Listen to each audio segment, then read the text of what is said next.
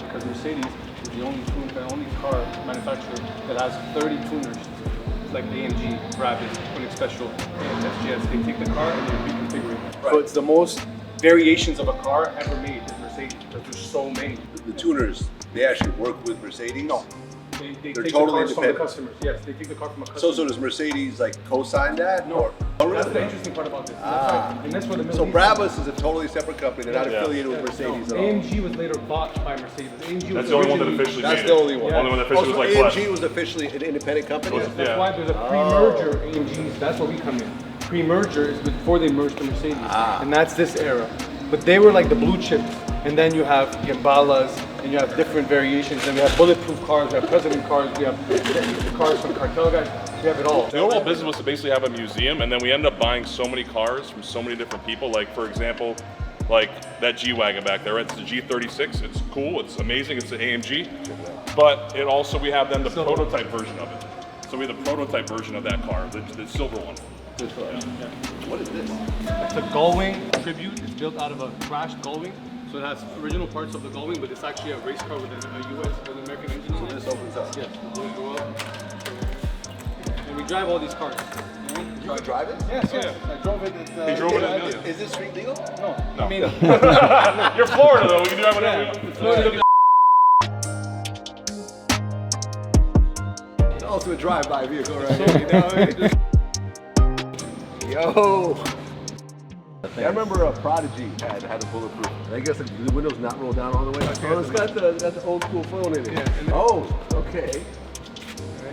All right, here we go. Today we have Vico and Dan of the Patina Collective. What was the idea behind it? So the idea behind it was that Vico and I were collaborating and talking about doing something really unique and special down there in terms of collecting cars. And we each had our own collections. He had his collection in Canada, I had mine down here. And we kind of had this idea of just going super hard in the Mercedes game, expanding, buying every crazy car we possibly could, and building eventually a museum, which we now have open. So it was a collaborative effort, but a lot of creative effort all around.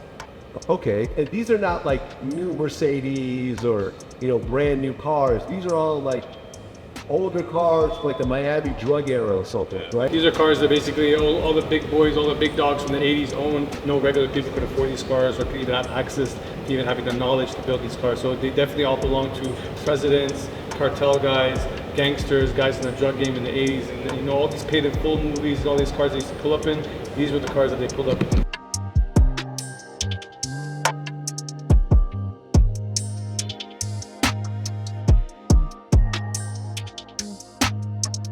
I just got I think it was a 300 SL.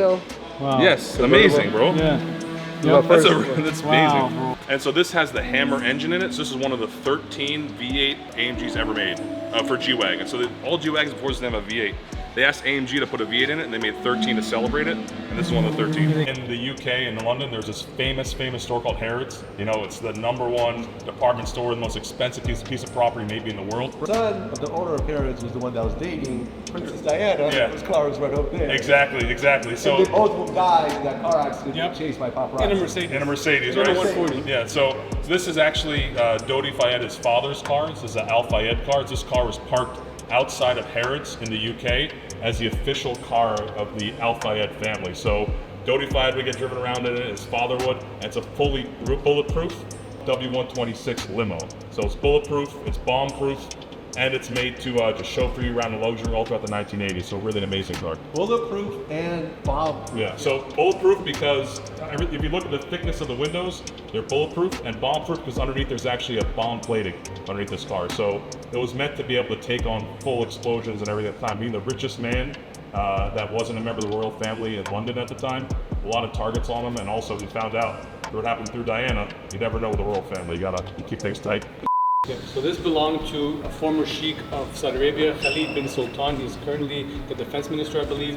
And this was his Ritz-Carlton car in France. He kept this at the Ritz-Carlton in France. And this is a bulletproof W140, which is what we call the chassis. So this is more bulletproof than the last one. This one's super heavy.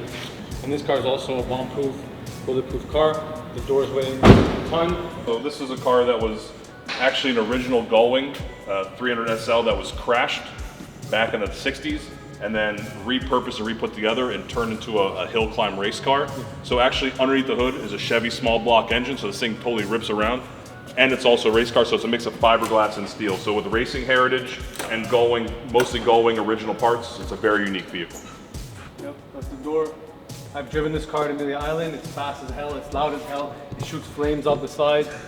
And we love driving the cars. That's the whole point, is the experience of driving them is like, it takes it to the next level. The fact they raced this car, you were beating cars at 2 doors and coupes, is what makes it so valuable, is because it showed that you could take a Benz, put a huge engine in it, tune it up, and make it faster than any other car at the time. And that's where Mercedes started realizing, oh shit, AMG is a company that can actually make our cars go faster no matter how big they are. Yeah. Right. Mercedes actually bought AMG at one point. Yeah. 2006, they all closed the deal. 2006. Yeah. Got it.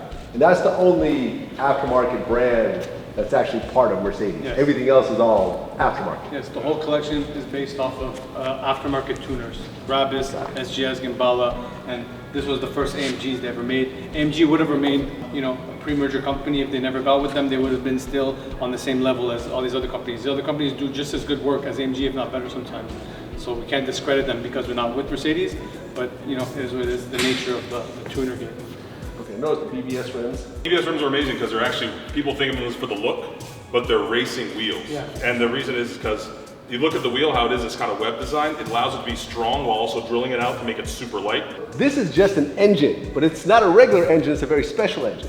This Tell me about it. This is what we call the Hammer engine. It's probably one of those valuable engines AMG ever made. They only made a couple hundred of them, and they went into the rare, super rare Hammer 6-liter cars, like the coupes back here, and also like the SEC. This right here is one of his cars that was built for the royal family of Brunei. AMG would commission a lot of custom-made cars just for him, and they would try different things and experiment with his budgets and build different cars for his collection.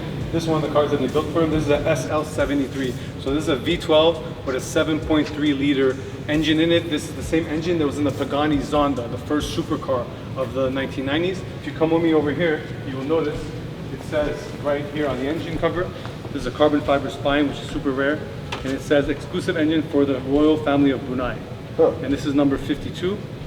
And that's a 7.3 liter engine right here, making this car essentially $1 million car.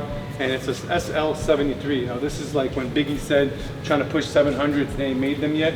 He didn't know this car already existed. I mean, this is a 700 right here. This is a 7.3, and if you come to the back with me, you have the SL73 logo right here, which is super, super legendary. I have never seen this. You will never see this. Right, I used to have an SL, 300 SL. Right, so this is double in a bit. Yeah, I've heard of the 500 SL, but that right there, Yeah. I've never seen. We also have an SL74. Sheesh. 190, I remember, there was a kid in my high school who had a 190, which was the basic, that's like the bottom of the line, basic Mercedes. Baby Benz. It was the baby Benz, exactly. Now he was the man, Of course. to have one of these, 'cause Yeah, we were all driving buckets. Oh, yeah.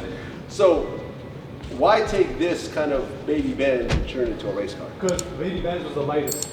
So Mercedes was known for making luxury, heavy, very, very over-engineered cars with a lot of features in them, and that would make them heavy and weigh them down.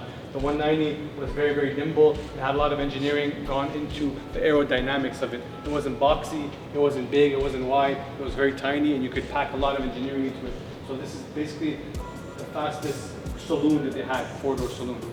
All right, Vico, man, the Patina Collective is absolutely incredible. It's something that I've never even heard about before. We've looked at a bunch of different cars, all of them unique, all of them very special, all of them very, very rare. Just amazing how you put this together. Thank you, man. Thank you so much. It's a lot of hard work, a lot of years of dreaming went into this, a lot of planning, and that's why we were able to execute it so fast in the way we did in the last few years to get to this level. And we'd love to invite everyone to come check out the museum. It's opening in late July 2024.